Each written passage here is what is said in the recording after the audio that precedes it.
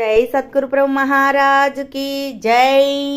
శ్రీ అచలానంద సంపూర్ణాంబ సమేత శ్రీ పరిపూర్ణానంద ఎర్రగుంట సుందర్రామయార్యులను మదిలో దలుచుకుని శ్రీ అభయానంద చిట్టేటి కోదండరామయ్య సద్గురువులకు సాష్టాంగ దండంబులు అర్పించి శ్రీ పరశురామ నరసింహదాసు గారిచే రచించబడినటువంటి భద్రాద్రి రామశతకము అను సీసపద్యములలోని తారక యోగము ఉపదేశ క్రమము 48వ పద్యము.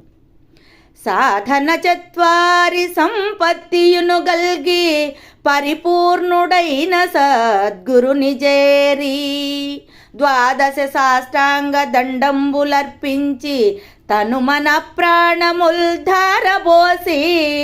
భక్తితో నాత్మాంగ భావ సుస్థాన శుశ్రూషలు చేసి సంతోషపరచినట్టి శిష్యుని మెచ్చి గట్టిగా గురుమూర్తి త్రివిధ దీక్షలు నర్చి దివ్యముగను హస్తమస్తక సంయోగ మంచితముగా చేసి నిజ కేవల ఆత్మోపదేశమొసగు రమ్య గుణధామ భద్రాద్రి రామ పరశురామ నరసింహదాస సంరక్షితాహ్వా.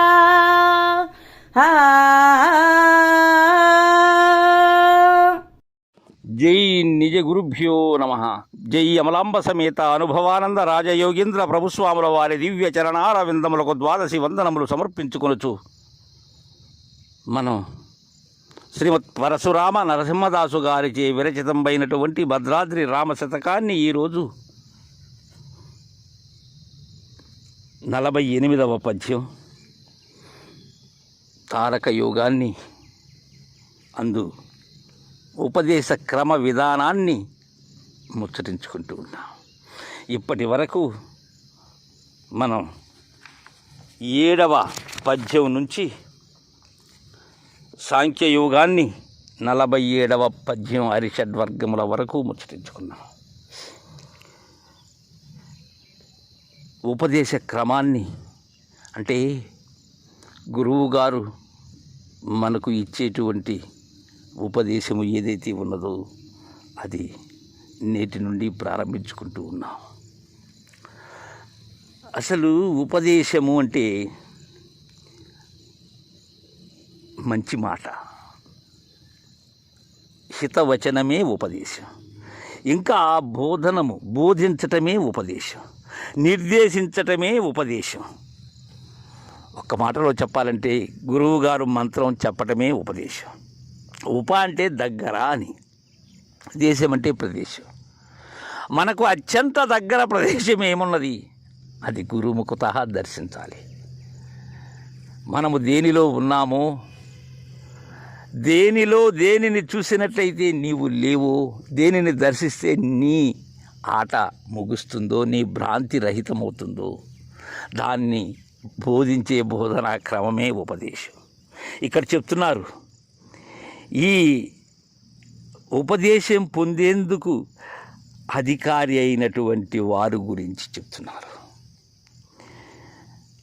ఏముండి గురువు దగ్గరికి చేరారో చెప్తున్నారు. నాయనా శిష్య, సాధన చత్వారి సంపత్తియును గల్గి పరిపూర్ణుడైన సద్గురుని చేరి. ఏంటి అధికారి? ఎవరు దీనికి అర్హులు? సాధన చత్వారి సంపత్తి. చత్ మరియు వరన్ అంటే చలిత తమా సంఖ్య, అంటే 3 కన్నా ఎక్కువ సంఖ్య చత్వా. ఆ సంపద అంటే ఈ సాధన చతుష్టయ సంపత్తి ఉండాలి. వారు అధికారి. దేనికి? బోధ తెలుసుకునేందుకు. అంతేగాని సాధన చతుష్టయం వల్ల పరిపూర్ణ బోధ అవగతమైనట్లు కాదు.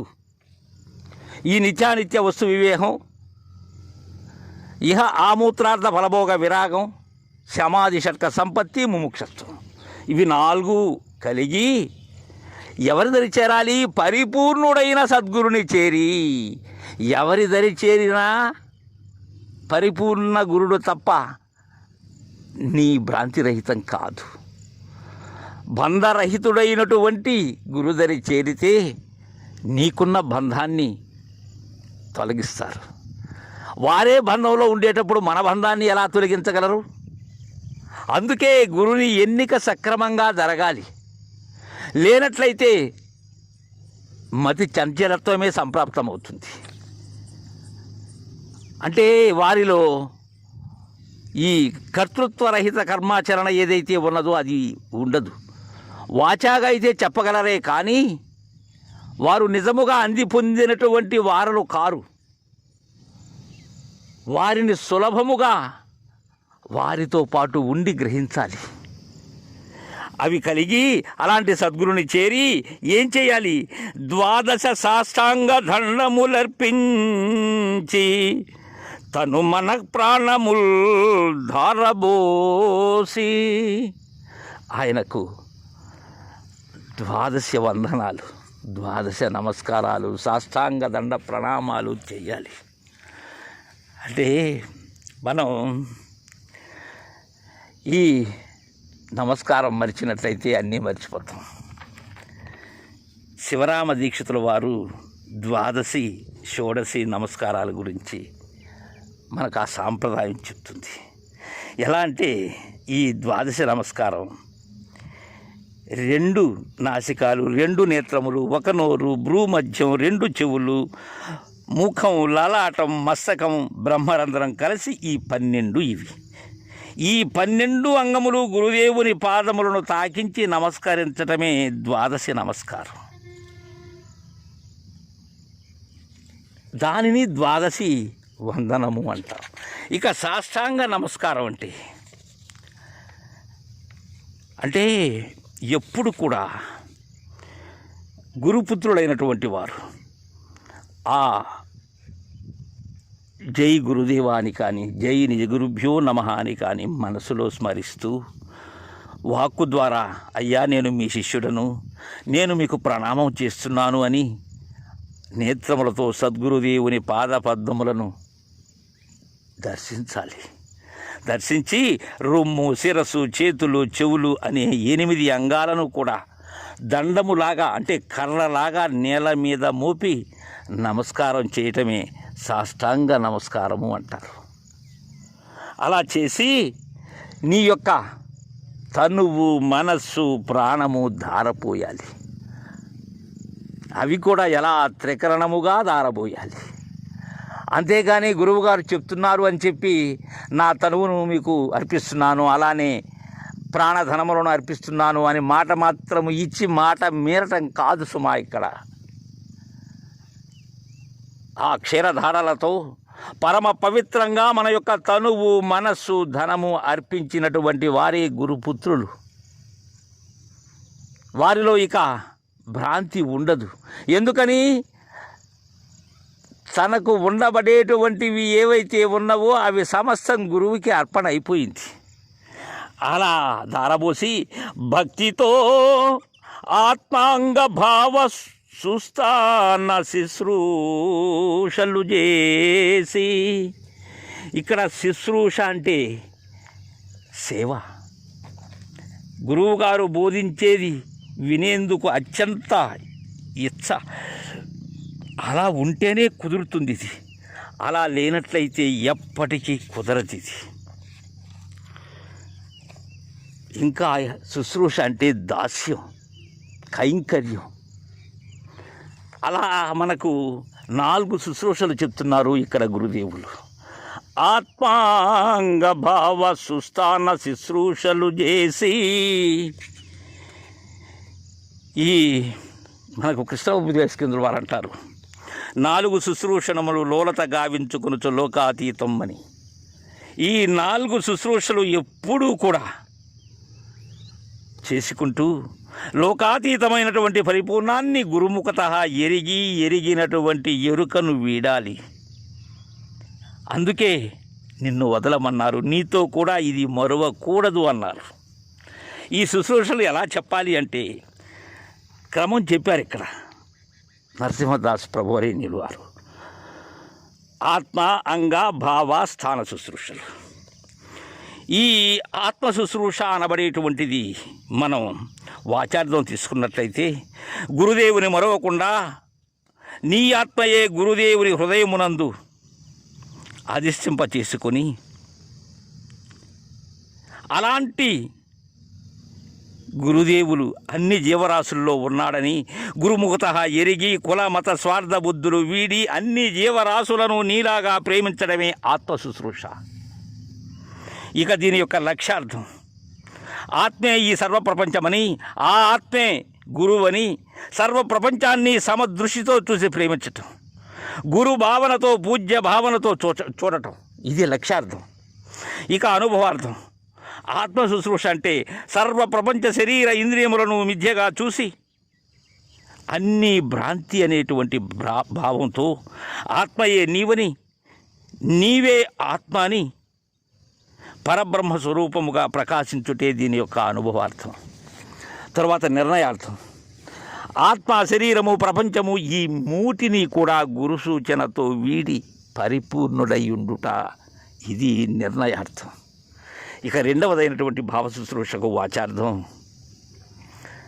గురుదేవుని యొక్క భావన గుర్తెరిగి గురు కరుణతో సౌజ్ఞను గ్రహించి గురుసేవ చేయటమే, ఇది దీని యొక్క వాచార్థం.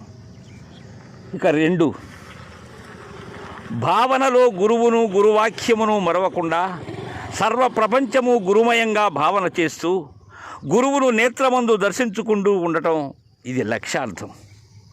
తర్వాత 3 నీ భావన ఏదైతే ఉన్నదో దానిని నేత్రమందుంచి అహర్నిశములు కూడా జగత్తును ఎప్పుడూ మిథ్య అనేటువంటి విధానంలో దర్శిస్తూ కేవలం భావన మాత్రంగా నిలిచి ఉండటమే ఈ భావ శుశ్రూష యొక్క అనుభవార్థం. ఇక నిర్ణయార్థం ఎలా ఉంటుందంటే భావనే భ్రాంతికి గుర్తు అని, ఆ భావన లేకుండా అభావమై ఊహాతీతమైన పరిపూర్ణ స్థితిని పొందటమే భావ శుశ్రూష, ఇది నిర్ణయార్థం. ఇక 3వదైనటువంటి అంగ శుశ్రూష అంటే గురుదేవుని యొక్క మూర్తి స్వరూపమునకు స్నానం చేయించటం, ఆయన ఆకలి దప్పికలు తీర్చటం, ఆయన ఆరోగ్య సౌకర్యాలను చూడటం, ఇది వాచార్థం. ఇక 2వది అంగలింగములను అంటే ఈ ఆత్మానాత్మ విచారణ చేయటం, దేహభ్రాంతి, సంసార భ్రాంతి, ప్రపంచ భ్రాంతి, జీవభ్రాంతి వదిలి గురువుపై సంపూర్ణమైనటువంటి విశ్వాసాన్ని కలిగి ఉండటమే దీని యొక్క లక్ష్యార్థం. ఇక అనుభవార్థం ఆత్మే జగత్తుకు ఆధారమని, అదే నేనని నీ మీదనే నీకు విశ్వాసం కలిగి ఉండుట, అంటే ఇతరమైనటువంటి దేవతలు దేవుళ్ళు అనేటువంటి భ్రాంతి ఏదైతే ఉన్నదో దానిని వీడి ఉండటం, ఇది అనుభవార్థం. ఇక నిర్ణయార్థం గురువు దేహదారి కాదని విధేయుడని గురు సూచనతో గ్రహించి తాను కూడా విధేయుడై ఉండుట, ఇది అంగ శుశ్రూష యొక్క నిర్ణయార్థం. ఇక చివరిది స్థాన శుశ్రూష అంటే గురువు ఉండబడేటువంటి స్థలం, అది ఆశ్రమం కావచ్చు, లేక చెట్టు కావచ్చు, గృహం కావచ్చు, అది ఏదైనా కానీ దానిని భద్రముగా శుభ్రముగా తయారు చేసి ఉంచటం, ఇది వాచార్థం. ఇక 2వది గురు స్వరూపము ఏ స్థానమందున్నదో దాని యందు దీక్ష కలిగి మరవకుండా ఉండటమే దీని యొక్క అంటే స్థాన శుశ్రూష యొక్క లక్ష్యార్థం. ఇక దీని యొక్క అనుభవార్థం గురు స్థానాన్ని నీవు అలంకరించటమే అనుభవార్థం. ఇక చివరిదైన నిర్ణయార్థం స్థాన శుశ్రూషకు గురు శిష్యరహితమైనటువంటి స్థితిని పొందుట అనేటువంటిది నిర్ణయార్థం. అక్కడ గురువు శిష్యులు ఇరువురు లేరు. ఇలా చతుర్విధ శుశ్రూషలు నిరంతరం లోలత కావించుకునుచు ఎవరైతే ఉంటారో వారు ఆ ఉపదేశాన్ని పొందేందుకు అర్హులు. అలా సంతోషపరచినట్టి శిష్యుని మెచ్చి గట్టిగా గురుమూర్తి త్రివిధ దీక్షలో నర్చి దివ్యముగను. అలాంటి శిష్యుని దగ్గరకు తీసి గురుమూర్తి త్రివిధ దీక్షలు ఏవైతే ఉన్నావో వాటిని అందజేస్తారు. లేకపోతే అర్హుడు కాడు ఆ త్రివిధ దీక్షలు పొందేందుకు. ఇక్కడ త్రివిధ దీక్షలుగా మనకు వేద మను క్రియా దీక్షలు చెప్తారు. ఇంకా సమయ దీక్ష, విశేష దీక్ష, నిర్వాణ దీక్ష అనేటువంటి దీక్షాత్రయం కూడా ఉన్నది. ఇక ఈ స్వస్తిక ఆరోహణ స్పర్శ దీక్షలు అనబడేటువంటివి ఉన్నాయి. ఈ స్వస్తిక దీక్ష అనబడేటువంటిది అంటే అది విశ్వాసానికి చిహ్నం. ఇంకా స్వస్తికము అంటే మనకు శుభాన్ని చేకూర్చేది. ఏంటి మనకు అనుకూడే శుభం? భ్రాంతిరహితమే. తర్వాత ఆరోహణ. శిష్యులు ఉన్నటువంటి ప్రస్తుతం ఎక్కడైతే ఉన్నాడో అక్కడ నుండి శిష్యుని పైకి ఆరోహణ రీతిగా గురు బోధే నిచ్చెనగా, గురు బోధ అనేటువంటి మొలకతో బోధను ఆశాంతం తెలియచేయటమే ఆరోహణ. ఇక స్పర్శ, శిష్యుని యొక్క శిరస్సును తన హస్తంతో స్పృశించటం, తాకటం, ముట్టుకొనటం. ఇవి ఇంకా చతుర్విధ దీక్షలు అనేటువంటివి మనకు ఉన్నాయి. ఈ వాగ్దీక్ష, స్పర్శ దీక్ష, దృగ్దీక్ష, మనోదీక్ష అని. ఈ వాగ్దీక్షకు భ్రమరకీటక న్యాయం చెప్తారు. అలానే ఈ స్పర్శ దీక్షకు అంటే ఈ పక్షులు అనబడేటువంటివి పొదిగే విధానాన్ని తెలియజేస్తారు. ఇక మూడవదైనటువంటి దీక్షకు మత్స్యం ఏదైతే ఉన్నదో దానిని తెలియజేస్తారు. ఇక మనోదీక్షకు తాబేటి తలపుని తెలియజేస్తారు. ఇలా ఈ 4 దీక్షలు, ఈ దీక్షలు మనకు తెలియచేసి తదుపరి అష్టమస్తక సంయోగ మంచితముగా చేసి, అష్టమస్తక సంయోగ మంచితముగా చేసి నిజ కేవలాత్మోపదేశముసగు రమ్య గుణధామ భద్రాద్రి రామ పరశురామ నరసింహదాస సంరక్షితాహ్వా. అప్పుడు మనకు ఈ అష్టమస్తక సంయోగం ద్వారా అప్పటికే నేను లేనటువంటి వాడును అయి ఉంటాను. గురుదేవుని యొక్క ఆ కరస్పర్శ శిరమును తాకినదో ఇక నేను లేనక్కడ. అలా చేసి కేవలాత్మ ఉపదేశాన్ని అనుగ్రహిస్తారు. 26వదైనటువంటి పరిపూర్ణ సౌజ్ఞను తెలియచేస్తారు. ఇలా ఉంటుంది ఉపదేశ క్రమం. తరువాత మనం గురుడు బోధించేటువంటి క్రమాన్ని కూడా తెలుసుకుందాం. జై గురుదేవా.